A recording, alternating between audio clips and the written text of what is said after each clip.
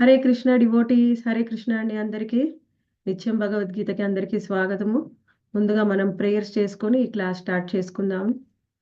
हरे జై कृष्ण माता जी, జగన్నాథ్ दंडवत बलदेव प्रणाम। सुभद्रा माई सुदर्शन की जय। गौर निताय की, वामन देव की, శ్రీల ప్రభుపాదుల వారికి జై. ఓం అజ్ఞానతిమిరాంధస్య జ్ఞానాంజనశలాకయా చక్షురున్మిలితం येन తస్మై శ్రీగురవే నమః. నమో ఓం విష్ణుపాదాయ కృష్ణప్రేష్ఠాయ భూతలే శ్రీమతే భక్తివేదాంత స్వామిన్యితి నామినే. నమస్తే సారస్వతే దేవే గౌరవాణి ప్రచారిణే నిర్విశేష శూన్యవాది పాశ్చాత్య దేశతారిణే. జయ శ్రీ కృష్ణ చైతన్య ప్రభో నిత్యానంద శ్రీ అద్వైత గదాధర శ్రీవాసాది గౌర భక్త వృంద. హరే కృష్ణ కృష్ణ కృష్ణ హరే హరే, హరే రామ రామ రామ హరే హరే. 8వ అధ్యాయము 9వ శ్లోకం. కవిం हरे పురాణం कृष्ण माता जी, दंडवत प्रणाम। అనుశాసితారం, కవిం పురాణం అనుశాసితారం అనోరణీయాం సమనుస్మరేత్యః సర్వస్య దాతారమచింత్య రూపం ఆదిత్యవర్ణం తమసః పరస్తాత్. నియమించువాడును, సూక్ష్మము కన్నను సూక్ష్మమైన వాడును, సమస్తమును పోషించువాడును, భౌతిక భావనలకు పరమైన వాడును, అచింత్యుడును, రూపసహితుడును అగు పరమ పురుషుని సర్వజ్ఞుగను మరియు ప్రాచీనుగనిగును ప్రతి ఒక్కరూ ధ్యానం చేయవలెను. సూర్యుని వలె తేజో సంపన్నుడు మరియు దివ్యుడు అగు అతడు భౌతిక ప్రకృతికి అతీతుడు. ఇక్కడ మనకి 8వ అధ్యాయం 9వ శ్లోకంలో భగవంతుడి యొక్క రూపం గురించి మనకి ఇక్కడ వర్ణిస్తూ ఉన్నారు. ఎందుకు ఇక్కడ వర్ణిస్తున్నారు?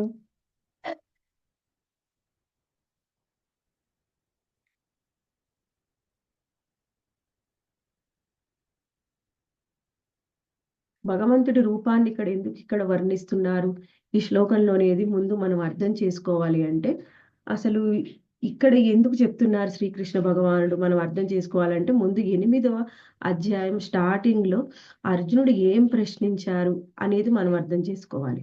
మనకి ఇప్పటి వరకు భగవద్గీతలో మొదటి 6 అధ్యాయాల్లో కూడా కర్మ మరియు జ్ఞాన మరియు యోగ మిశ్రిత భక్తి గురించి మనకు వివరించారు. ఆ తర్వాత 7వ అధ్యాయంలో శ్రీకృష్ణ భగవానుడు మనకి ఆ శుద్ధ భక్తి గురించి మరియు భక్తి భక్తితో పాటుగా అంటే ప్రధానీభూత భక్తి భక్తితో పాటుగా ఈ జ్ఞాన కర్మ యోగ మిశ్రిత భక్తిని కూడా కొంచెంగా వివరించారు. ఆ తర్వాత మనకి ఈ 7వ అధ్యాయం చివరిలో శ్రీకృష్ణ భగవానుడు 29వ శ్లోకంలో కొంచెం వివరిస్తారనమాట. అయితే ఆయనకి పూర్తిగా అర్థం కాదు అర్జునుడికి. దాని గురించి మళ్ళీ ఇప్పుడు 8వ అధ్యాయం స్టార్టింగ్ లో ప్రశ్నిస్తున్నారు. ఈ 7వ అధ్యాయం 29వ శ్లోకంలో ఏం చెప్పారంటే, జరామరణ మోక్షాయ మామాశ్రిత్య యతంతియే తే బ్రహ్మ తత్ విదుః కృష్ణం ఆధ్యాత్మం కర్మ చాకిలం. ఇక్కడ బ్రహ్మ గురించి మరియు ఆధ్యాత్మ గురించి మనకి ఇక్కడ వివరిస్తున్నారనమాట. అయితే పూర్తిగా వివరించలేదు కాబట్టి 29 మరియు 30వ శ్లోకాల్లో ఆది దైవం, ఆది యజ్ఞం, బ్రహ్మ, ఆధ్యాత్మ వీటి గురించి ఆయన వివరించారు. అయితే అర్జునుడికి ఇది పూర్తిగా అర్థం కాలేదు కాబట్టి 8వ అధ్యాయం స్టార్టింగ్ లో కొన్ని ప్రశ్నలు వేశారనమాట. ఆ ప్రశ్నలు ఏంటియో మనకు చూస్తే ఇక్కడ శ్రీకృష్ణ భగవానుడు 8వ అధ్యాయం మొదటి శ్లోకంలో 9వ శ్లోకంలో ఏం చెప్తున్నారో మనకు అర్థమవుతుంది. ఇక్కడ ఏమన్నారంటే, ముందుగా అసలు బ్రహ్మ అని చెప్పావు కదా 7వ అధ్యాయం 29 మరియు 30వ శ్లోకంలో బ్రహ్మ గురించి, ఆధ్యాత్మ, ఆది దైవ, ఆది యజ్ఞ గురించి వివరించావు. వాటిని నాకు విపులంగా వివరించు అని అర్జునుడు ప్రశ్న వేశారనమాట. మొదటి మరియు 2 శ్లోకాల్లో 8వ అధ్యాయంలో. అందులో బ్రహ్మ బ్రహ్మ ఎవరు, ఆధ్యాత్మ అంటే ఏమిటి, కర్మ అంటే ఏమిటి, ఆదిభూత, ఆది దైవ, ఆది యజ్ఞ, వీటితో పాటుగా దేహంలో ఏ విధంగా ఈ దైవం వసిస్తాడు, ఆది యజ్ఞ దేహంలో ఎలా వసిస్తాడు, మరణ సమయంలో ఎవరైనా నిన్ను ఎలా పొందుతారు అని అర్జునుడు దాదాపుగా 7 ప్రశ్నలు వేశాడనమాట. వీటికి సమాధానంగా మనకి శ్రీకృష్ణ భగవానుడు మనకి ఆన్సర్ చెప్తున్నారు. 8వ అధ్యాయం 3వ శ్లోకం నుంచి మనకి 13 శ్లోకం దాకా కూడా ఆయన ఆన్సర్ చెప్తారు. అయితే ఇందులో ముందుగా ప్రశ్నలకి సమాధానం చెప్పారు. అసలు బ్రహ్మం అంటే ఏమిటి అనేది ముందు చెప్పారు. బ్రహ్మం అంటే మనం అనుకుంటాము బ్రహ్మం అంటే ఎవరైనా ఒకటే, జీవుడైనా బ్రహ్మమే, దేవుడైనా బ్రహ్మమే. కానీ జీవుడిలో ఉండే బ్రహ్మానికి, మనకి భగవంతుడిలో ఉండే బ్రహ్మానికి రెండిటికి కూడా రెండు కూడా నాశరహితమైనవే. రెండు కూడా ఒకటే గుణం ఏమిటి, నాశరహితమైనవి. అంటే ఎప్పటికీ కూడా అవి నాశనం కావు. అది ముందు ముఖ్యంగా బ్రహ్మము అంటే తెలుసుకోవాల్సింది. అది శాశ్వతమైనది అని ముందు మనం బ్రహ్మం గురించి తెలుసుకోవాలి. తర్వాత చెప్పారు స్వభావ. స్వభావ అంటే ఇక్కడ మనము అర్థం చేసుకోవాల్సింది ఏమిటి అంటే, ఇప్పుడు స్వభావము అంటే మనము సామాన్యంగా ఏం అర్థం చేసుకుంటాం, ఒక వ్యక్తికి ఉండే స్వభావం. ఇప్పుడు మనం ఎక్కువగా చెప్తూ ఉంటారు ఎవరి స్వభావాన్ని కూడా మనము మార్చలేము అని. అయితే ఇక్కడ స్వభావ అంటే ఇక్కడ ఇంకేం చెప్తున్నారు అంటే, ఇక్కడ స్వభావ అంటే జీవుడి గురించి చెప్తున్నారు అనమాట. ఎందుకంటే ఎవరైనా ఒక స్వభావాన్ని తీసుకొని వస్తారు. ఆ స్వభావాన్నే వాళ్ళు వాళ్ళ సూక్ష్మ శరీరం ఉన్నంత వరకు ఆ జీవుడితో కలిసి ఉండేది స్వభావం. ఆ స్వభావమే ఏం నిర్ణయిస్తుందంటే వారికి ఎటువంటి శరీరం లభించాలో నిర్ణయిస్తుందన్నమాట. అందుకని ఇక్కడ స్వభావ అంటే జీవ. ఆ జీవుణ్ణే మనము ఆధ్యాత్మ అని కూడా చెప్పవచ్చు. ఆ జీవుణ్ణి మనము ఆధ్యాత్మ అని కూడా చెప్పవచ్చు.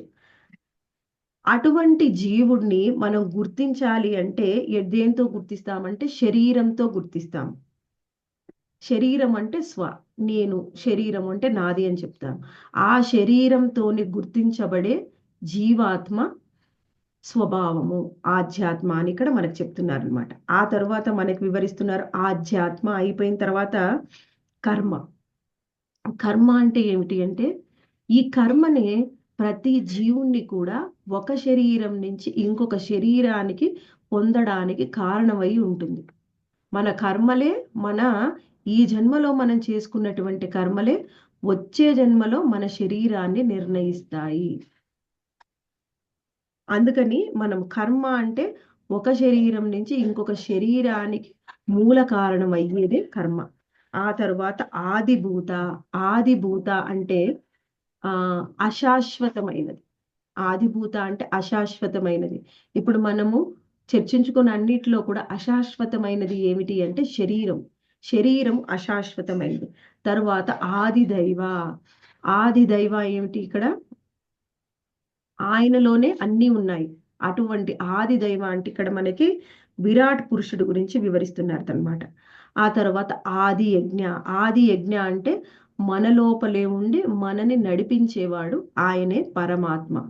అటువంటి పరమాత్మని మనము మన లోపలనే మన దేహంలో ఎలా నివసిస్తూ ఉన్నాడు, ఎక్కడ నివసిస్తూ ఉన్నాడు అని ప్రశ్న వేశారు అర్జునుడు. ఆ తరువాత ఇంకొక ప్రశ్న, చివరి ప్రశ్న ఏం వేశాడంటే అటువంటి నిన్ను ఏ విధంగా పొందాలి అని ప్రశ్నించాడు. వీటన్నిటికి కూడా నిన్ను ఏ విధంగా పొందాలి, మరణ సమయంలో ఎలా పొందాలి అని అర్జునుడు వేసిన ప్రశ్నకి శ్రీకృష్ణ భగవానుడు మనకి 5వ శ్లోకంలో దీనికి ఆన్సర్ చెప్తున్నారు. అంతకాలేచ మామేవ స్మరణ్ ముక్త్వా కలేవర యః ప్రయాతి సమద్భావం యాతి నస్త్యస్త్ర సంశయ. అంటే అంత్యకాలంలో నువ్వు ఎవరిని స్మరిస్తూ ఉంటావో, దేన్ని స్మరిస్తూ ఉంటావో, అప్పుడు అప్పుడు నువ్వు స్మరించేది ఏం స్మరిస్తావో దాన్నే పొందుతావు. ఒకవేళ నువ్వు నన్ను స్మరిస్తే నన్నే పొందుతావు, ఈ విషయంలో ఎట్టి సందేహము లేదు అని చెప్తున్నారు. అయితే మనకి అంత్యకాలంలో నువ్వు ఏం స్మరిస్తే అదే పొందుతావు. ఒకవేళ నన్ను స్మరిస్తే నన్నే పొందుతావు, ఒకవేళ నువ్వు దేనినైనా స్మరిస్తే అదే పొందుతావు అని మనకి 5వ శ్లోకంలో శ్రీకృష్ణ భగవానుడు వివరిస్తున్నారు. ఇది ఇక్కడ సరే మరి ఏమి స్మరిస్తే అదే పొందుతావు అని చెప్తున్నారు. సరే అయితే నేను నాకు ఇష్టమైంది ఇప్పుడేమిటి, భగవంతుణ్ణి స్మరిస్తే నువ్వు నన్ను స్మరిస్తే నా లోకానికి వస్తావని శ్రీకృష్ణ భగవాన్ చెప్తున్నాడు. నాకు ఇది తెలుసు కదా, అందుకని నాకు జ్ఞానం ఉంది కదా, అందుకే చివరి సమయంలో నేను కృష్ణుణ్ణే స్మరిస్తాను అని ఎవరైనా అనుకుంటే అది ఎప్పటికీ కూడా సాధ్యం కాదు. ఎందుకంటే ఇక్కడ 6వ శ్లోకంలో చెప్తున్నారు చూడండి, ఎం వాపి స్మరన్ భావం త్యజంత్యంతే కలేవరం తమేవైతి కౌంతేయ సదా తద్భావ భావిత. అంటే ఇక్కడ ఏమంటున్నారంటే, ఓ కౌంతేయ, దేహము త్యజించినప్పుడు మనుషుడు ఏ భావంను స్మరించునో అదే భావంను అతడు పొందును. అతడు ఏ భావంలో, ఇప్పుడు మనం అనుకుంటున్నాం ఏమిటి, ఎవరిని స్మరిస్తే వాళ్ళనే పొందుతా ఉంటున్నారు. అయితే సరే నేను కృష్ణుని స్మరిస్తాను అని అనుకుంటాను, అది స్మరిస్తామా లేదా అనేది తర్వాత విషయం. ఇంకొకటి ఏమంటున్నారు, ఇప్పుడు సరే ఫర్ ఎగ్జాంపుల్ మనము ఎక్కువగా అటాచ్ అయి ఉంటాం మన పిల్లలతోని. సరే నేను నా పిల్లల్నే స్మరిస్తాను, అందుకని నేను వాళ్ళలాగా శరీరాన్ని పొందుతాను, ఒక ఫర్ ఎగ్జాంపుల్ అనుకుందాం. అనుకుంటే ఇక్కడ ఇంకా ఏం చెప్తున్నారంటే, ఎవరిని స్మరిస్తావో వాళ్ళనే పొందడం కాకుండా ఇంకొకటి ఏమిటి, నువ్వు ఏ భావంలో ఉంటావో అదే భావాన్ని కూడా పొందుతావు. భావము అంటే ఇక్కడ అందుకే చెప్పారు చూడండి, స్వభావ అంటే ఏమిటి, ఇందాక జీవాత్మ అని చెప్పాం. జీవాత్మ ఇంకొక శరీరం పొందడానికి స్వభావం కారణం చెప్తున్నాం. మరి స్వభావం అంటే 2 రకాల మీనింగ్ ఉన్నాయి. ఒకటి జీవాత్మ, ఇంకొకటి మన యొక్క మామూలుగా మనకు ఉండేటువంటి స్వభావాన్ని కూడా స్వభావం చెప్పవచ్చు. భావం కూడా చాలా ముఖ్యం. మనము ఏం చేస్తున్నా సరే, మామూలుగా మన రోజు చేసే పనులతో పాటుగా మనం మామూలుగా రోజు చేసే రోజువారి పనులలో కూడా కేవలం శరీరంతో చేస్తున్నాం కానీ మనసు అక్కడ లేదనుకోండి, మన ఇంట్లో వాళ్ళు అంటారు, ఏంటో పేరుకి చేస్తున్నావు కానీ నీ మనసు ఎక్కడో ఉంది, ఎక్కడ పెట్టావు మనసుని అని అడుగుతూ ఉంటారు. అంటే నీ మనసు ఇక్కడ లేదు కానీ శరీరంతో నువ్వు పని చేస్తూ ఉన్నావు. ఇంకొకటి ఏమిటి, మనం రోజు కృష్ణుడికి చేసే సేవలో కూడా సేవ చేస్తూ ఉన్నాం, శరీరంతోని హారతి ఇస్తున్నాం, కానీ మనసు ఎక్కడో ఉంటే, మనసు కూడా భావం కూడా ముఖ్యం. భావగ్రాహి జనార్దన, నువ్వు ఏ విధమైన భావంతో ఉంటావో అదే భావాన్ని పొందుతావు అని చెప్తున్నారు. అంటే మన భావాన్ని కూడా మనం మార్చుకోవడం అతి ముఖ్యమైన విషయం. భావంని మార్చుకోవడంలోనే యాక్చువల్గా ఏం చెప్తారంటే, ఈ భావము స్వభావం అనేది మనం పుట్టుకతో వచ్చింది పోయేది చాలా కష్టం అన్నమాట. ఎవరి స్వభావాన్ని ఎవరి నేచర్ని కూడా మనం మార్చలేము, అతి కష్టమైన విషయం. ఒకవేళ మార్చాలి అంటే వాళ్ళు ఎంతో సాధన చెయ్యాలి. ముందుగా వాళ్ళకు అనిపించాలి నేను మారాలి, నన్ను నేను మార్చుకోవాలి అని. అది మొదటి విషయము. రెండవ విషయం ఏమిటి అంటే, వాళ్ళు ఏ విధంగా మార్చుకోవాలనుకుంటున్నారు అది ముఖ్యం. కొన్నిసార్లు అనిపిస్తుంది నాకు సాధారణంగా ఆ కోపం ఎక్కువండి, నేను ఎవరి మీద కోప్పడొద్దు అని అనుకోవచ్చు. కానీ మనకి అటువంటి సందర్భాన్ని కల్పిస్తాడు శ్రీకృష్ణ భగవాన్. సరే ఇటువంటి పరిస్థితుల్లో ఈవిడ ఎలా ప్రవర్తిస్తుంది, అలాంటి సిచ్యువేషన్ మనకు కల్పిస్తాడు. అలాంటి సిచ్యువేషన్లో మనం ఏ విధంగా ప్రవర్తిస్తున్నాం అనే దాన్ని బట్టి మనము స్వభావం నిర్ణయించబడుతుంది. అది చాలా కష్టం దాని నుంచి బయటపడడం. కానీ ఎవరైతే మనకి కృష్ణ చైతన్యంలోకి వస్తారో వాళ్ళు ఎంతో సాధన చేస్తే కానీ వాళ్ళ స్వభావాన్ని మార్చుకోలేరు. అతి కష్టమైన విషయం అన్నమాట. తర్వాత ఏం చెప్తున్నారు, సరే నువ్వు ఎవరిని స్మరిస్తే వాళ్ళనే పొందుతావు, నన్నే స్మరిస్తే నా దగ్గరకు వస్తావు అన్నాడు. తరువాత నువ్వు ఏ భావంతో ఉంటావో అదే భావాన్ని కూడా పొందుతావు అని 2 విషయాలు చెప్పారు. ఆ తర్వాత 7వ శ్లోకంలో ఏం చెప్తున్నారు, తస్మా సర్వేషు కాలేషు మా మనస్పర యుధ్యచ మయ్యర్పిత మనోబుద్ధి తర్వాత మామే వైశ్యస్య సంశయ. ఇక్కడ ఏమంటున్నారు, ఓ అర్జున, సర్వకాల సర్వావస్థల యందును నన్నే నీవు అనగా శ్రీకృష్ణ భగవాన్ని తలుచుచు నీ విద్యుక్త ధర్మమైన యుద్ధాన్ని చెయ్యి వనరింపు, నీ కర్మలను నాకు అర్పించుట ద్వారా మరియు నీ మనోబుద్ధులను నాయందు నిలుపుట ద్వారా నీవు నన్ను నిస్సందేహంగా పొందగలవు. ఇక్కడ చెప్తున్నారు. ఇక్కడ ఏమన్నారు? నువ్వు ఏం స్మరిస్తే అదే పొందుతావు, ఏ భావంతో ఉంటే అదే పొందుతావు అన్నారు. ఆ తర్వాత ఏమంటున్నారు? నువ్వు జీవితం అంతా కూడా ఏం చేస్తావో చివరి సమయంలో కూడా నీకు అదే గుర్తొస్తుంది. నువ్వు అదే కాకుండా వేరే నీకు చివరి సమయంలో ఎలా గుర్తొస్తుంది? ఇప్పుడు చూడండి, ఉదాహరణకి మనము రోజంతా ఏం చేశాము, ఈ వారంలో ఏం చేశాము, ఈ నెలలో ఏం చేశాము, అవే మనకి నైట్ పూట పడుకున్నప్పుడు కలలో కూడా అవే గుర్తొస్తుంటాయి. అవి తప్పించి ఇంకెక్కడో ఏదో స్మృతుల్లో ఏమన్నా విషయాలుంటే అవి బయటికి రావచ్చేమో ఇంతకుముందు జరిగిన ఎప్పుడైనా. కానీ ఎక్కువగా మనమేమిటి, మన స్వభావం ఏమిటి, ఈ మధ్య కాలంలో మనం ఏం పనులు చేస్తున్నాం, ఎవరితో కలుస్తున్నాం, ఏం మాట్లాడుతున్నాం, దాన్ని బట్టే మనకి రాత్రి సమయంలో కలలొస్తున్నప్పుడు, చివరి సమయంలో మనం కృష్ణుని స్మరించుకోవాలి అనుకున్నంత మాత్రాన మనం చేసిందంతా ఒకటి, ఉన్నంత కాలం ఈ జన్మలో మనం చేసిందంతా ఒకటి, చివరి సమయంలో మాత్రం నాకు కృష్ణుడు గుర్తు రావాలి అంటే సాధ్యమా? అది సాధ్యం కాదు. అది సాధ్యం కావాలి అంటే ఏ విధంగా సాధ్యమవుతుంది? ఇక్కడ చెప్తున్నారనమాట. సర్వకాల సర్వావస్థల్లో నన్నే నువ్వు తలుచుకుంటే, అప్పుడు నన్నే తలుచుకుంటూ నీ విద్యుక్త ధర్మమైన నువ్వు యుద్ధాన్ని కనుక చేసినట్లయితే, అప్పుడు ఓ అర్జున, యుద్ధం చేసి నీ కర్మలని, అంటే నువ్వు పని చేస్తున్నావు, నువ్వు కర్మ చేస్తున్నావు కదా, ఫలితాన్ని నాకు అర్పించు. ఆ విధంగా నువ్వు నాకు కనుక అర్పించినట్లయితే అప్పుడు నిస్సందేహంగా నన్నే నీవు పొందుతావు. నిస్సందేహంగా, ఎటువంటి సందేహం లేకుండా నన్నే నువ్వు పొందుతావు అని స్వయంగా శ్రీకృష్ణ భగవానుడు 7వ శ్లోకంలో చెప్తున్నారు. అయితే ఇది చెప్పడం చాలా ఈజీ అండి. కానీ ప్రతి నిమిషము ఆయన్నే తలుచుకుంటూ పని చేయాలి అంటే ఇది ఏ విధంగా? అది ఎలా సాధ్యమవుతుంది? దానికి ఎలా సాధ్యము అనేది మనకి 8వ శ్లోకంలో వివరిస్తున్నారు. ఏమంటున్నారు? అభ్యాస యోగ యుక్తేన చేతసా నాణ్యగామిన పరమం పురుషం దివ్యం యాతి పార్థాను చింతయన్. ఓ పార్థ, మనస్సును ఎల్లవేళ నా స్మరణ ఎందే నియుక్తము చేసి ఏమాత్రము మార్గం తప్పక నన్నే దేవదేవునిగా ధ్యానం చేసేవాడు నన్ను తప్పక చేరగలడు. ఏమంటున్నారు? ఓ పార్థ, నువ్వు ఎప్పుడూ నా స్మరణలోనే ఉంటే, నా మీదనే మనసుని సంలగ్నం చేస్తే అప్పుడు నువ్వు మార్గం తప్పకుండా నన్నే ధ్యానిస్తావు. లేకపోతే నువ్వు మార్గం తప్పుతావు. అది ఏ విధంగా చెప్పొచ్చు అంటే, మనకి మన మనస్సు ఎప్పుడు కూడా ఎలా ఉంటుంది? శ్రీకృష్ణ భగవానుడు ఎల్లవేళలా ఆయన్నే స్మరించుకోమంటున్నాడు. అంటే ఏమిటి? మనము ఏ పని చేస్తున్నా ఆయన్నే స్మరించుకోవడం అంటే మనం ఎక్కువగా చెప్తూ ఉంటాం. శ్రీకృష్ణ భగవానుడికి చేసే సేవ మనము ఇంద్రియాలతోని చేసేది. అంటే మనము కాళ్ళతోని, చేతులతోని ఉదయం చేస్తూ ఉంటాం మంగళహారతి. అన్నీ కూడా ఇంద్రియాలతోని చేస్తూ ఉంటాం. ఎప్పుడైతే అది ఇంద్రియాలతోని చేస్తూ ఉంటామో, అప్పుడు తరువాత దాని మీద మన మనసుకు కుదురుతుంది. మనసు కుదిరితే అప్పుడు మనము రాగానుగా భక్తి స్థాయికెళ్తాం. కానీ ఇంద్రియాలతోని సేవ చెయ్యకుండా ఎప్పటికీ రాగానుగ భక్తి స్థాయిలోకి వెళ్ళలేము. ముందు మనం ఇంద్రియాలతోని చేసే సాధన అనేది స్టార్ట్ చేయాలి. అందుకే నేను చెప్తున్నారు, అభ్యాస యోగ యుక్తేనా, నువ్వు చేసే యోగము అనేది అభ్యాసంగా ఉండాలి. అంటే అభ్యాసం చేస్తే నువ్వు సాధించగలవు. అభ్యాసం చెయ్యకపోతే నువ్వు సాధించలేవు. అభ్యాసం చాలా ఇంపార్టెంట్.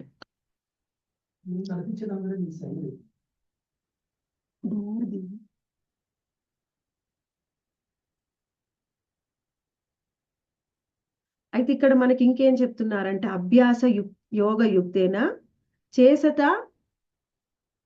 నాణ్యగామిన.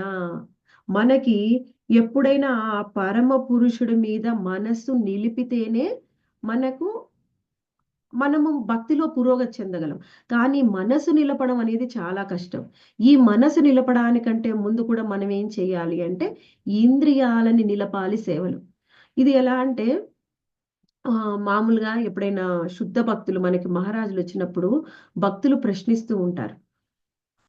ఒక మహారాజు ప్రశ్నించాడనమాట అక్కడికి వచ్చే భక్తుల్ని. ఏమని అంటే, నువ్వు ప్రతిరోజు 16 మాలలు చేస్తున్నావా? 16 మాలలు చేయలేకపోతున్నానండి. ఎందుకు చేయట్లేదు అంటే, నా మనసు కుదరట్లేదు. అందుకని నేను 16 మాలలు చేయడం లేదు. అప్పుడు ఆయన మహారాజు చెప్పారనమాట, నీ మనసు నిలవాలి అంటే నువ్వు ముందు చేస్తేనే కదా మనసు అనేది నిలుస్తుంది. నువ్వు అసలు ఆ పని చెయ్యకుండా నీ మనసు ఎలా నిలుస్తుంది? నువ్వు 16 మాలలు చేయడానికి ప్రయత్నం చేస్తే తర్వాత మనసు నిలిచే విషయం గురించి మనం ఆలోచించొచ్చు. లేకపోతే మనసు ఎలా నిలుస్తుంది? ఇప్పుడు మనము కొన్నిసార్లు అనుకోవచ్చు. ఏమిటి? పిల్లలకి మనం చెప్తూ ఉంటాం. ఏమిటి? వాళ్ళు చదువుకునే టైము. ఇప్పుడు ఎగ్జామ్స్ టైమ్ వచ్చింది. 10థ్, 11థ్, 12థ్ పిల్లలు ఎవరైనా హార్డ్ వర్క్ చేసి చదువుతూ ఉంటారు. నీవు చదువుతూ ఉంటే మనసు నిలుస్తుంది. కొన్నిసార్లు అంటారు, "అమ్మ నాకు కాన్సంట్రేషన్ లేదమ్మా.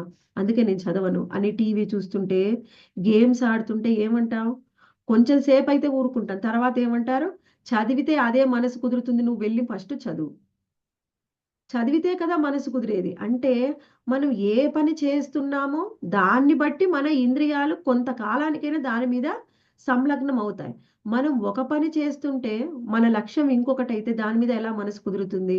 మన లక్ష్యం అందరిది ఏమిటి? మనం స్పిరిచువల్‌గా గ్రో అవ్వాలి. మనం ఆధ్యాత్మికంగా పురోగతి చెందాలి. కృష్ణుణ్ణి చేరుకోవాలి. అది మన లక్ష్యమైనప్పుడు మనం చేసే పని సాధన కూడా అదే విధంగా ఉండాలి. సాధన ఒకటి ఉంటే మనం పొందేది ఇంకొకటి ఉండదు. ఇక్కడ ఏం చెప్తున్నారంటే కృష్ణ భగవానుడిని పొందాలి. అంత్యకాలేచ మామేవ అంటే చివరి సమయంలో నువ్వు కృష్ణుడిని స్మరించుకోవాలి అంటే నువ్వు ప్రతిరోజు చేసే సాధన కూడా అభ్యాసం కూడా అదే విధంగా ఉండాలి. సాధన చేస్తూ ఉంటే ఎప్పుడో ఒకసారి మనకి ఆయన మీద మనసు నిలుస్తుంది. అయితే మనకి 9వ శ్లోకంలో వివరిస్తున్నారు. 9 మరియు 10వ శ్లోకంలో ఏం వివరిస్తున్నారంటే, సరే సాధనలో కృష్ణుడి మీద మనసు కుదరాలి అంటే అది ఏ విధంగా మనసు కుదురుతుంది అనేది మనకి 9వ శ్లోకంలో వివరిస్తున్నారు.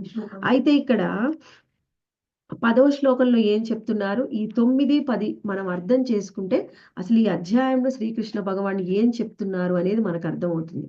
ఇక్కడ ఏమంటున్నారు? ముందుగా కవిం పురాణం అనుశాసితారం అనోరణీయం సమనుస్మరేద్యః సర్వస్య దాతారమచింత్య రూపం ఆదిత్యవర్ణం తమసః పరస్తాత్ ప్రయాణకాలే మనసాచలేన భక్త్యా యుక్తో యోగబలేన చైవ భ్రువోర్మధ్యే ప్రాణమావేశ్య సమ్యక్ సతం పరమ పురుషైతి దివ్యం. ఇక్కడ ఏమంటున్నారు? ప్రయాణకాలే మనసాచలేన మరణ సమయంలో నీ చివరి సమయంలో ఏం చేయాలంట? ఇక్కడ ఏమంటున్నారు? భక్త్యాయుక్తో యోగ బలేన చైవ అంటే నువ్వు నీ మనసుని యోగంలో నిలుపు. ఎటువంటి యోగంలో? భ్రువోర్ మధ్య ప్రాణమావేశ్య సమ్యక్. భ్రువోర్ మధ్య అంటే రెండు కనుబొమ్మల మధ్యలో నీవు నీ మనసుని నిలిపితే నీ ప్రాణాన్ని నువ్వు నిలిపినట్టయితే అప్పుడు ఏం జరుగుతుంది? అప్పుడు నువ్వు పరమ పురుషుణ్ణి పొందుతావు అనే విషయాన్ని ఇక్కడ మనకి చెప్తున్నారు 10వ శ్లోకంలో. ఇక్కడ 9 నుంచి 13వ శ్లోకం వరకు కూడా మనకి ఏం వివరిస్తూ ఉన్నారంటే యోగ మిశ్ర భక్తిని గురించి వివరిస్తున్నారు. అంటే ఏమిటి? ఇందులో యోగ మిశ్ర భక్తిలో వాళ్ళు భక్తిని ఆచరిస్తారు, కానీ యోగం ద్వారా భక్తి ఉంటుంది, దాన్ని యోగం ద్వారా సాధిస్తారు. వీళ్ళు ఇక్కడ ఎంచుకున్న మార్గం ఏమిటి అంటే అష్టాంగ యోగాన్ని ఎంచుకున్నారు. ఈ 9, 10వ శ్లోకంలో ఏం చెప్తున్నారంటే శ్రీకృష్ణ భగవానుడు మన మనస్సుని అభ్యాసం ద్వారా కృష్ణుడి పైన సంలగ్నం చేయాలి అని మనకి 8వ శ్లోకంలో చెప్పారు. అయితే అభ్యాసం ద్వారా కృష్ణుడి మీద మనసుని సంలగ్నం చేయాలి అంటే నువ్వు ఏ మార్గాన్ని ఎంచుకుంటావు అనేది ముఖ్యం. ఇక్కడ చెప్పే మార్గం ఏమిటి అంటే ఈ 9 నుంచి 13వ శ్లోకంలో చెప్పే మార్గం ఏమిటంటే అష్టాంగ యోగం గురించి చెప్తున్నారు. ఎందుకంటే అష్టాంగ యోగం గురించి చెప్తున్నారు శ్రీకృష్ణ భగవానుడు ఇక్కడ? శుద్ధ భక్తి యోగం గురించి చెప్పవచ్చు కదా. అష్టాంగ యోగం గురించి ఎందుకు వివరిస్తున్నారు అంటే ఎవరికైతే శుద్ధ భక్తి మీద 100% నమ్మకము ఫెయిత్ ఉండదో 100% భక్తి యోగాన్ని ఆచరించలేరు వాళ్ళ కోసం ఈ మార్గాన్ని వివరిస్తున్నారనమాట. ఎందుకంటే ఎన్నోసార్లు భక్తి యోగంలో మాతాజీ మీరు పొద్దున్నే లేసి మంగళహారతి చేసి హరే కృష్ణ మహామంత్రాన్ని 16 మాలలు చెయ్యండి అని చెప్పినప్పుడు చాలా మందికి ఇంకా అనిపిస్తుంది అనమాట. ఏమిటి? కూర్చొని దేవుడి నామం 16 మాలలు జపించడం కంటే యోగా చేస్తున్నారు మాతాజీ వాళ్ళందరూ ధ్యానం చేస్తున్నారు. అది ఇంకా చాలా గొప్పది కదా. మనం కళ్ళు మూసుకొని కృష్ణుణ్ణి స్మరించుకుంటే ఇంకా గొప్ప విషయం కదా. మనము 16 మాలలు జపం చేయడం కంటే, మంగళహారతి చేయడం కంటే ధ్యానం మీద మనసు ఉన్న వాళ్ళు చాలా మంది ఉంటారు. వాళ్ళని యోగ మిశ్రిత భక్తులు అంటారు. భక్తి ఉంటుంది, కానీ వాళ్ళ మనస్సు యోగం మీద ఉంటుందన్నమాట. అలాంటి వాళ్ళ కోసం చెప్పిన మార్గం. మేము ఎన్నిసార్లు ఇట్లా ప్రతిరోజు భక్తి యోగం గురించి చెప్పినా చాలా మందికి ఇంకా అనుమానాలు ఉంటాయి మనసులో. అష్టాంగ యోగం మీద వాళ్ళ మనసు ఉంటుంది. కళ్ళు మూసుకొని ఎవరైతే దేవుణ్ణి స్మరించుకుంటారో, ధ్యానం చేసుకుంటారో, ఎస్పెషల్గా ఇంకా హిమాలయాల్లో దూరంగా ఉన్న యోగుల మీద, సాధువుల మీద మనకు మనసు ఏమని చెప్తుంది అంటే వాళ్ళు శుద్ధ భక్తులు, వాళ్ళు గొప్పవాళ్ళు. భక్తి యోగంలో ఇంట్లో కూర్చొని జపం చేసుకునే వాళ్ళు దేవుడి రూపం మీద ధ్యానం చేస్తూ మంగళహారతి చేయడం కంటే కళ్ళు మూసుకొని ధ్యానం చేయడము చాలా గొప్ప విషయం అని ఎంతో మందికి ఇంకా ఉంటుంది. అలాంటి వాళ్ళ కోసం మనకి 8వ అధ్యాయంలో శ్రీకృష్ణ భగవానుడు నీ మనస్సుని, ఇంద్రియాలని అన్నిటినీ కూడా నా మీద నిలుపు అని చెప్పినప్పుడు ఇక్కడ చెప్పిన మార్గం ఏమిటి అంటే అష్టాంగ యోగ మార్గం. అయితే ఇక్కడ మనం దీన్ని అర్థం చేసుకోవాలి. అష్టాంగ యోగ మార్గాన్ని వివరిస్తున్నారు శ్రీకృష్ణ భగవానుడు. కానీ ఇక్కడ నిరాకారం మీద నీవు ధ్యానం చెయ్యి. నువ్వు చేసే ఈ యోగ విధానము నిరాకార బ్రహ్మం మీద చెయ్యి అని చెప్పడం లేదు. ఎవరైతే నిరాకార బ్రహ్మం మీద చేస్తారో వాళ్ళకి మిగిలేది ఏమీ ఉండదు. ఖచ్చితంగా నిరాకార బ్రహ్మం మీద ధ్యానం చేసేవాళ్ళు ఏ విధమైన ఆధ్యాత్మిక లోకాన్ని కూడా చేరుకోలేరు. అది ముఖ్యమైన విషయం. మనం ఒకటి అర్థం చేసుకోవాలి. ఇక్కడ 9వ అధ్యాయము 9వ శ్లోకం భాష్యంలో శ్రీల ప్రభుపాదుల వారు ఏం చెప్తున్నారంటే, నిరాకార ధ్యానం అనేది సమయం వృధా. ఎవరైతే నిరాకార ధ్యానం చేస్తారో వాళ్ళ మనస్సు భగవంతుడి మీద నిలవదు. ఎవరికైతే మనసే నిలవనప్పుడు ఇక్కడ ఏం చెప్తున్నారు ఈ శ్లోకంలో, మనం 9 నుంచి 10 శ్లోకాలు ఈ రెండిట్లో తెలుసుకునేది ఏమిటి? మన ఇంద్రియాలని నియంత్రించాలి. దేని నుంచి నియంత్రించాలి? భౌతికమైన కోరికల నుంచి, భౌతికమైన విషయాల నుంచి మన ఇంద్రియాలని నియంత్రించి మన మనస్సుని భగవంతుడి మీద సంలగ్నం చేయాలి. ఎవరైతే ఇంద్రియాలని, ఇప్పుడు మన మనసుని నిరాకారం మీద ఎవరైతే మనస్సుని పెడతారో వాళ్ళకి మనస్సే నిలవదు. నిలవనప్పుడు భగవంతుడి మీద ధ్యానం ఎలా కుదురుతుంది? వాళ్ళు నిరాకారం మీద ధ్యానం అనేది ఎప్పటికీ కూడా 100% వాళ్ళు మనసు నిలపలేరు. మన నిరాకారం మీద ధ్యానం చేసే వాళ్ళ గమ్యం ఏమిటి అనేది ఎక్కడ భగవద్గీతలో లేదు. వీళ్ళ ఆధ్యాత్మిక లోకంలో ఇది పొందుతారు అనేది ఏదీ లేదు. ఎవరైతే రూపం మీద ధ్యానం చేస్తారో వాళ్లకు మాత్రమే భగవంతుని పొందుతాం. అయితే ఆ రూపం మీద ధ్యానం చేసినప్పుడు ఆ రూపం ఎలా ఉంది, దాని లక్షణాలు ఏ విధంగా ఉన్నాయని మనకి ఇప్పుడు 9వ శ్లోకంలో వివరిస్తున్నారు. ఇప్పుడు మనం యాక్చువల్ శ్లోకంలో ఏం చెప్తున్నారో విందాం. ఇక్కడ ఏమంటున్నాడు? అటువంటి భగవంతుడి రూపం ఏ విధంగా ఉందంట? ఆయన ఎవరు, ఆయన లక్షణాలు ఏ విధంగా ఉంటాయంటే ఆయన కవి. కవి అంటే ఏమిటి? సర్వజ్ఞుడు. సర్వజ్ఞుడు అంటే అన్నీ తెలిసిన వాడు. భూత భవిష్యత్ వర్తమానాలు కూడా అన్నీ తెలిసిన వాడే సర్వజ్ఞుడు. ఆ సర్వజ్ఞుడైన ఆ భగవంతుడు ఇంకొకటి ఏమిటి? పురాణం. ఏమిటి పురాణం అంటే? పురాణం అంటే శాశ్వతమైన వాడు, ప్రాచీనుడు. ఆయనకు ఆది మరియు ఆది అనేది లేదు. ఇప్పుడు మనం ఏదైనా చూస్తే ఇది ఈ రోజు మొదలైంది. ఎప్పటి నుంచి మీరు కృష్ణ చైతన్యంలోకి వచ్చారంటే మేము వచ్చి ఒక 5-6 సంవత్సరాలు అయిందండి. అంటే ఆది చెప్తున్నా, నేను వచ్చి 5 సంవత్సరాలు. మేము వచ్చి 30 సంవత్సరాలు అయింది. ఆది చెప్తున్నాం. మనం ఏది చేసినా ఈ సృష్టి ఎలా వచ్చింది, ఈ భూమి ఎలా ఆవిర్భవించింది అంటే ఆది చెప్తారు, సైంటిస్టులు చెప్తారు. మనము భాగవతం చదివితే కూడా ఈ భూమి ఎప్పుడు వచ్చింది, ఎలా వచ్చింది, దానికి ఎంత కాలం ఉంటుంది, ఎంత కాలం తర్వాత మళ్ళీ భగవంతుల్లో కలిసిపోతుంది, ప్రతి దానికి కూడా ఒక సమయము, ఒక కాలము, నిర్దేశిత కాలం ఉంటుంది. కానీ భగవంతుడు ఎలా వచ్చాడు, ఎప్పుడు వచ్చాడు, దానికి ఆది అనేది లేదు. అందుకని ఆయన ప్రాచీనుడు. ఎప్పటి నుంచి ఉన్నాడంటే ఎప్పటి నుంచో ఉన్నాడు, అది చెప్తున్నారు. ఆ తర్వాత అనుశాసితారం. అనుశాసితారం అంటే నియమించేవాడు. మనని నియమించేవాడెవరు? మన లోపల ఉన్న పరమాత్మ. పరమాత్మ రూపంలో మనందరినీ కూడా ఆయన నియమిస్తున్నాడు. అండ్ నియమించడం అంటే ఏమిటి? మనకు ఆజ్ఞలు ఇస్తున్నాడు. మనకి ఏ విధమైన ఆజ్ఞ ఇస్తున్నాడు? మనం ఎప్పుడు ఏం చేయాలి, ఎలా ఉండాలని మన లోపలనే పరమాత్మ రూపంలో ఉండి మనకు ఆజ్ఞలు ఇస్తూ ఉన్నాడు. కానీ ఎవరైతే ఆ పరమాత్మ చెప్పిన ఇన్స్ట్రక్షన్స్ ని వినడానికి కొంతమంది సిద్ధంగా ఉంటారు, సిద్ధంగా ఉన్న వాళ్ళకి, ఆ చెప్పే సూచనల్ని తీసుకునే వాళ్ళకి ఆయన ఇంకా ఎక్కువగా ఇస్తూ ఉంటాడు సూచనల్ని. ఎవరైతే దాన్ని పట్టించుకోరో ఆయన అలా సాక్షిభూతంగా చూస్తూ ఉంటాడు.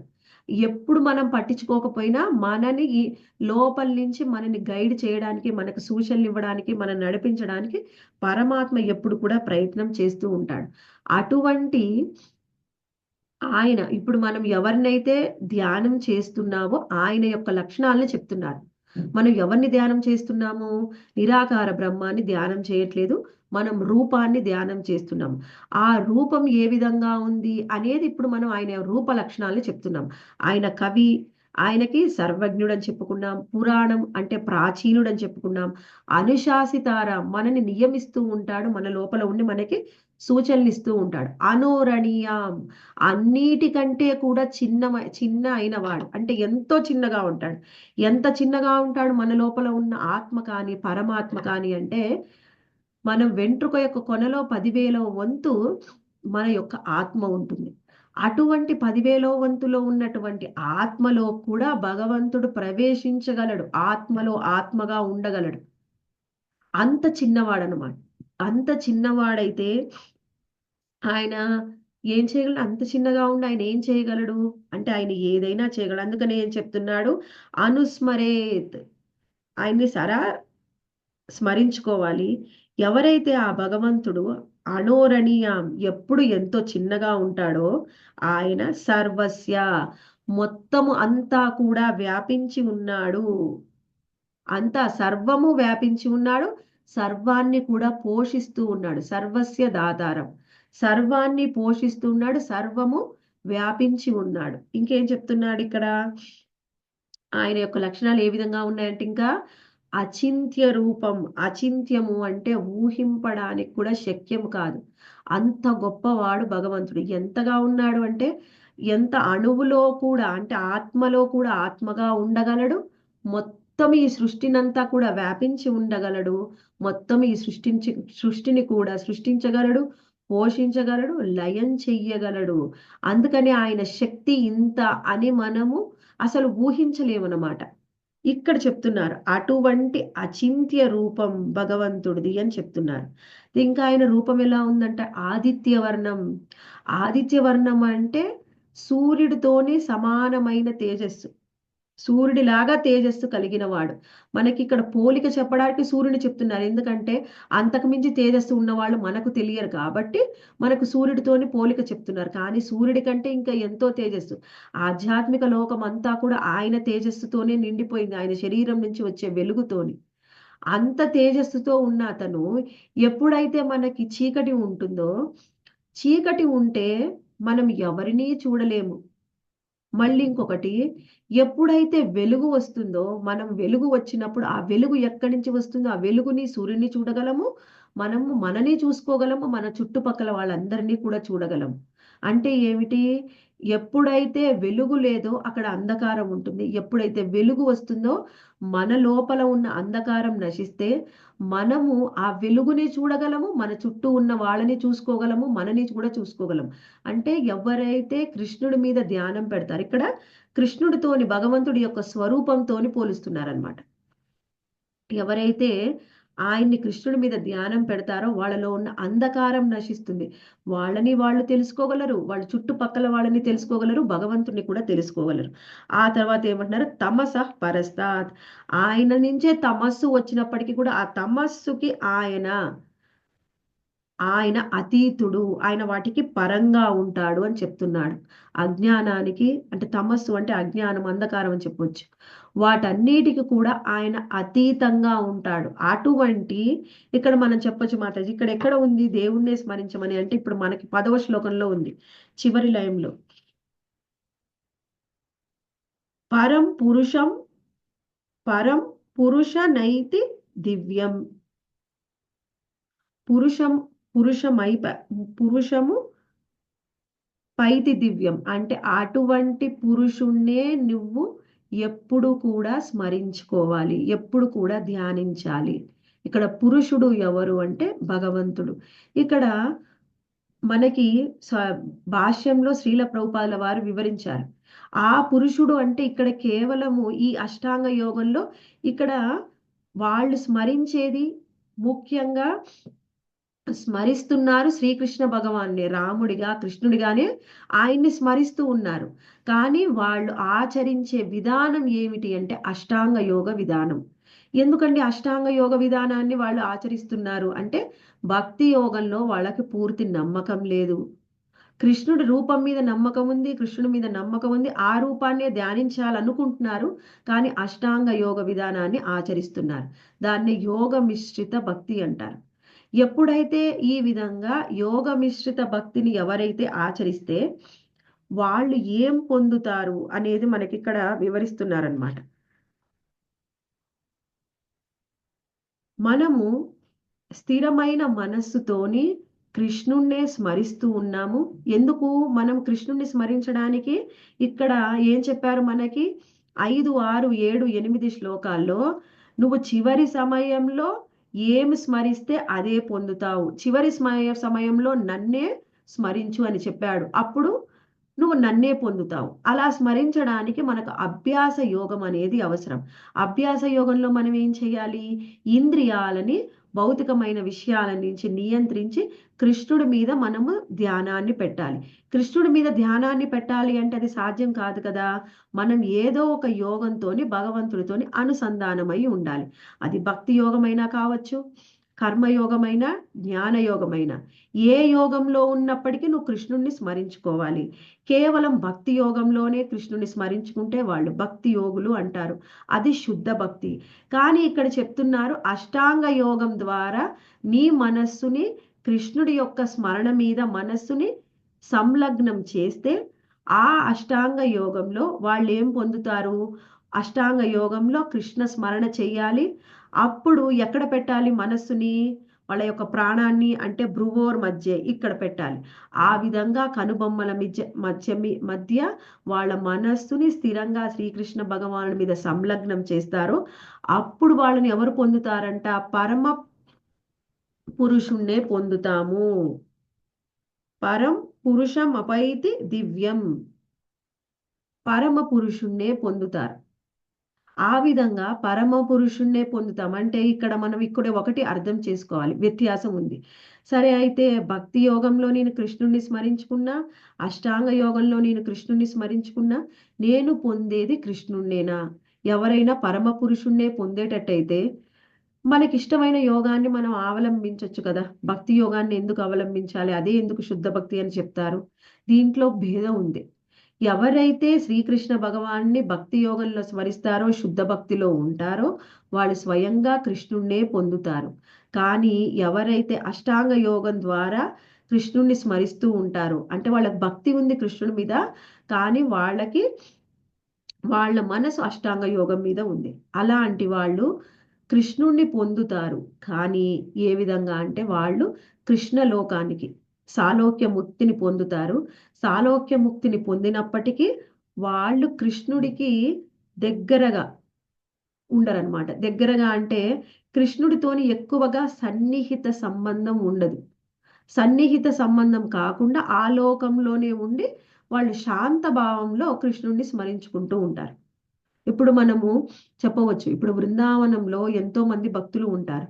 ఆ బృందావన భక్తులు ఎన్నో రకాల భావాలతోని కృష్ణుణ్ణి స్మరిస్తూ ఉంటారు. అందులో మనం ఎన్నో రకాల భావాలు ఏం చెప్తాం? దాస్యం, సాఖ్యం, శాంతం, దాస్యం, సాఖ్యం, ఆ తర్వాత వాత్సల్యం, మాధుర్యం.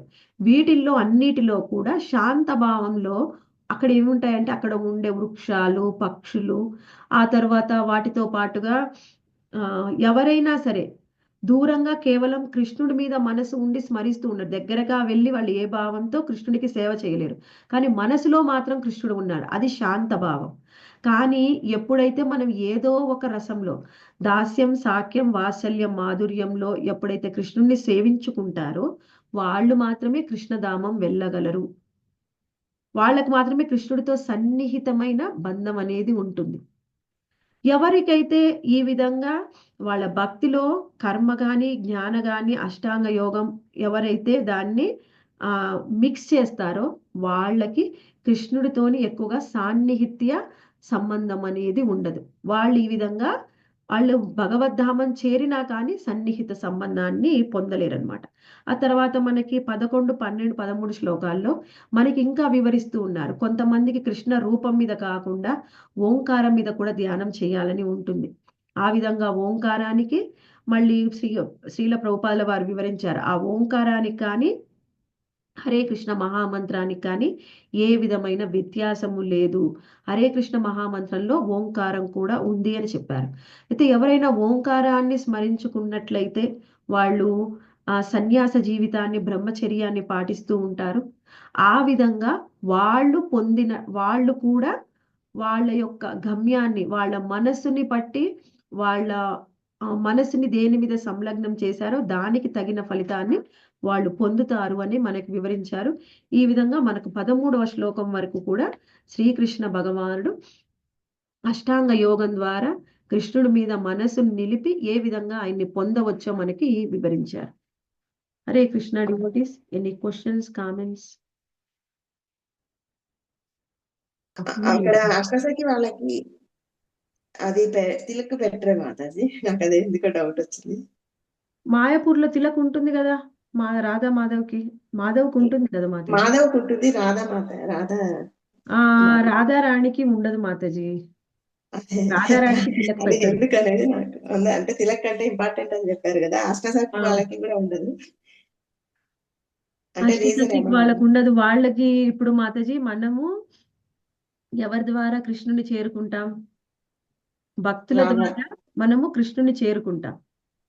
మరి అసలు భక్తురాలు ఎవరు? శ్రీమతి రాధారాణి. మనం రాధారాణి ద్వారానే కృష్ణుని చేరుకుంటాం. ఆ విధంగా చెప్పొచ్చు మాతాజీ. ఎందుకంటే మనం చేరుకునేదే ఆమె ద్వారా శ్రీకృష్ణ భగవాన్ని. మళ్ళీ మనం వాళ్ళందరూ కూడా శ్రీకృష్ణ భగవానుల్లో అంతర్భాగమే. మనకి బాహ్య రూపాల్లో కనిపిస్తున్నారు. రాధారాణి ఎవరు? శ్రీకృష్ణ భగవానుడి యొక్క ఆంతరంగిక శక్తి. అంటే రీజన్ ఏమైనా ఉందా అని అంతే మాతాజీ. ఆ రీజన్ ఖచ్చితంగా నాకైతే ఏం తెలియదు మాతాజీ. రీజన్ అయితే ఎప్పుడు కూడా ఎవరు చెప్పలేదు. కొంతమంది అడుగుతూ ఉంటారు, మరి శ్రీకృష్ణ భగవానికి ఎందుకుంది తిలకు, మరి రాధారాణికి లేనప్పుడు అని అడుగుతూ ఉంటారు. అంటే మనం ఒక విధంగా అర్థం చేసుకోవచ్చు, మనం శ్రీకృష్ణ భగవాన్ మనందరికీ ఆది గురువు. ఆయన మనందరికీ ఆది గురువు. మరి ఆది గురువు కాబట్టి ఆయన గురువు యొక్క స్థానంలో మనందరి కోసం తిలక్ పెట్టుకుంటాడు. హరే కృష్ణ. హరే కృష్ణ మాతాజీ. అలా నేను సీనియర్ డివోటీస్ చెప్తూ ఉంటే విన్నాను. రాధారాణికి తిలక్ పెట్టుకోవాల్సిన యాక్చువల్గా అవసరం లేదేమో, ఎందుకంటే ఆ ద్వారానే మనం అందరం కృష్ణుని చేరుకుంటాం. ప్రత్యేకమైన రీజన్ అయితే తెలియదు మాతాజీ. హరే కృష్ణ. హరే కృష్ణ. వాళ్ళ భావం వేరే ఉండొచ్చు కదా. అయితే దాని వల్ల కూడా ఉంది మాతాజీ. ఇప్పుడు ఎవరైనా సరే వాళ్ళు జీవితంతా అంత ఎక్కువ కృష్ణనామం చెప్పలేదు, కానీ వాళ్ళ పక్కన ఉన్న వాళ్ళు నిరంతరం హరే కృష్ణ మహామంత్రం జపించడం వల్ల ఏం జరుగుతుంది అంటే, ఎవరైతే ఆత్మ శరీరం విడిచి వెళ్ళిపోతుందో ఆ విన్న వాళ్ళకి ఈ కృష్ణనామం వల్ల బెనిఫిట్ వస్తుంది. ఖచ్చితంగా బెనిఫిట్ వస్తుంది అనమాట. ఇప్పుడు మనకి ఎవరైతే భక్తిలో పురోగతి చెందకపోయినా మనం సాధన ద్వారా కొంత కృష్ణ భక్తిని, కొంత కృష్ణ చైతన్యాన్ని కొంత సాధన చేసిన, అది ఎంత అంటే అది ఎంత తక్కువైనా, అంటే 1% కాదు, 1% కంటే తక్కువ, 0.01% చేసిన దానికి తగ్గ ఫలితము అనేది మనకు వస్తుంది. చివరి దానికి తగ్గట్టుగా మన జన్మ అనేది ఖచ్చితంగా మళ్ళీ మనుష్య జన్మలోనే పుట్టి భక్తి సాధన చేసే అవకాశం వస్తుంది మనకి. అయితే చివరి సమయంలో మనం స్మరించుకోకపోయినా పక్కన వాళ్ళు స్మరిస్తూ ఉండడం వల్ల ఖచ్చితంగా ఆ శరీరం విడిచిపెట్టిన జీవికి లాభం ఉంటుంది. వాళ్ళ యొక్క ఇంటెన్స్, వాళ్ళ భావం ఏ విధంగా అయినా ఉండొచ్చు. అందుకనే ఎవరైనా డివోటీస్ చివరి సమయంలో వాళ్ళ తల్లిదండ్రులు శరీరం విడిచే సమయంలో ఏం చేస్తారంటే, ఎవరైనా ఇట్లా కీర్తన టీంని పిలుస్తారనమాట టెంపుల్ నుంచి. ఆ సమయంలో వాళ్ళు అక్కడ కీర్తన చేస్తూ ఉంటారు. అలా చేయడం వల్ల కూడా శరీరం విడిచిపెట్టే జీవుడికి ఎంతో లాభం ఉంటుంది. మేబీ వాళ్ళకి అవకాశం దొరకొచ్చు, మళ్ళీ భక్తుల ఇంట్లో జన్మించే అవకాశం రావచ్చు. హరే కృష్ణ మాతాజీ.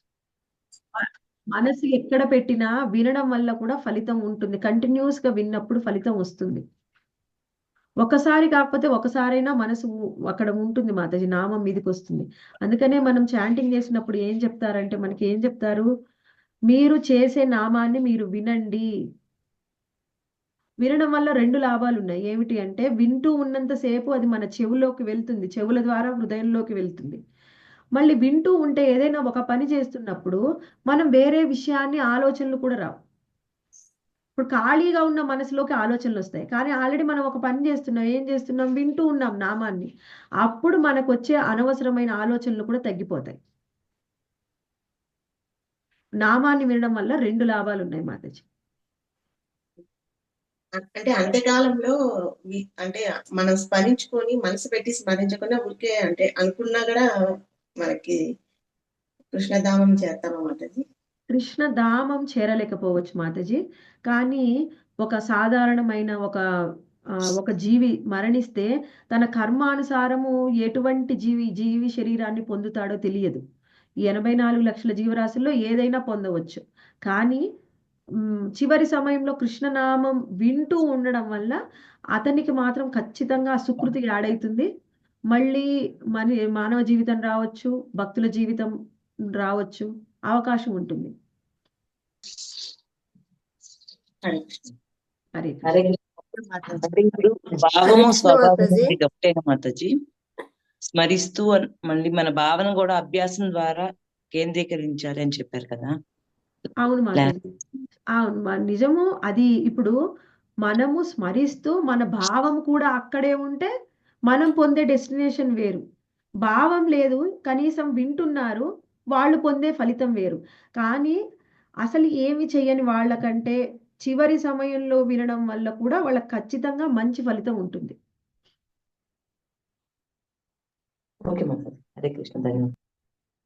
హరే కృష్ణ. విషయం మాతాజీ, మనం జీవితం అంతా సాధన చెయ్యలేదు, చివరి సమయంలో స్మరించలేదు, మళ్ళీ చివరి సమయంలో ఎవరు కూడా మన పక్క నుండి నామని చెప్పలేదనుకోండి, వాళ్ళ పరిస్థితి ఏమిటి అంటే, వాళ్ళ కర్మానుసారం ఇంతవరకు వాళ్ళు ఏం చేశారు దాన్ని బట్టి, మళ్ళీ వాళ్ళ మనసులో ఏం ఆలోచిస్తున్నారు దాన్ని బట్టి వాళ్ళ ఫలితం వస్తుంది. అంటే ఇప్పుడు మనం స్మరిస్తాం మాతాజీ, లాస్ట్ సమయంలో అడుగుతున్నాను నేను. ఓకే, ఇంతకాలం మనం కృష్ణ చైతన్యంలో ఉన్నాము, చివరి సమయంలో గుర్తుకు రాకపోతే అదేనా మాతాజీ కృష్ణ? మరణం అనేది మనకు తెలియదు కదా మాతాజీ. అవును మాతాజీ. ఒకవేళ మనం కృష్ణ చైతన్యంలో ఉండి చివరి సమయంలో గుర్తుకు రాకపోతే, ఇలాంటి వాళ్ళ గురించి ఒకసారి రామానుజాచార్య మనకి ప్రశ్నించారనమాట. స్వయంగా రంగనాథుడిని ప్రశ్నిస్తే ఆయన ఏమన్నాడంటే, ఒకవేళ నువ్వు జీవితం అంతా సాధన చేసి చివరి సమయంలో నువ్వు స్మరించలేని స్థితిలో ఉంటే, నీకు గుర్తు రాకపోతే నేనే వచ్చి నా నామాన్ని నీ చెవిలో చెప్తాను అన్నాడు. అది ఒకటి.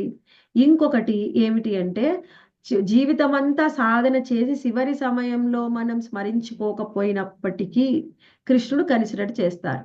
అంటే ఈ జీవితం అంతా మనం ఏ విధంగా సాధన చేస్తున్నాం అది ఇంపార్టెంట్. మన సాధన ఎలా ఉంది అంటే, సాధన చేస్తూ ఉన్నాం, వీలైనప్పుడు చేస్తున్నాం, వీలు కానప్పుడు చేయట్లేదు. మన భక్తిలో ఎంత ఇంటెన్స్, మనం ఎంత గాఢంగా మనం ఆయన్ని సేవిస్తున్నాం అనే దాని మీద ఆధారపడి ఉంటుంది ఆ చివరి సమయంలో స్మరించుకోకపోవడం కూడా. స్మరించుకోకపోయినా ఆయన కన్సిడర్ చేయాలి అంటే మన భక్తి కూడా ఆ స్థాయిలో ఉండాలి. అయితే మాతాజీ, ఇప్పుడు మనకి క్యాసెట్లు ఉంటాయట కదా, హరే కృష్ణ మహామంత్రం అది కూడా పెట్టవచ్చు చాలా మంది. అందుకే అది అన్ని ఇస్కాన్ టెంపుల్స్ లో దొరుకుతుంది మాతాజీ, మీరు అడగండి. 250 పడిద్ది మాతాజీ, మొన్న నేను తీసుకున్నా. ఎక్కడ మాతాజీ? రమ్య మాతాజీ చెప్పారు, టెంపుల్లో తీసుకున్నారంట మాతాజీ. ఎక్కడ టెంపుల్? ఇప్పుడు సాధన చేసే ఉన్నా ఏ పని చేస్తున్నా మాతాజీ, మన జపం అయిపోయింది, 16 మాలలు అయిపోయినాయి, అన్ని అయిపోయిన తర్వాత కూడా మన దైనందిన మనం వంట చేస్తుంటాం, అది చేస్తున్నాం, అదే మామూలుగా చేస్తున్నప్పుడు కూడా మనం అది పెట్టుకొని వింటూ అవి చేసుకోవచ్చు కదా మాతాజీ. మాతాజీ మనం ఏ పని చేస్తున్నా మనం అది ప్రభుపాదుల వారి చాటింగ్ విషయంలో అది ఆన్ చేసి మన అది వింటూ ఏ పనైనా చేయొచ్చు. అదే కదా మాతాజీ. హరే కృష్ణ మాతాజీ.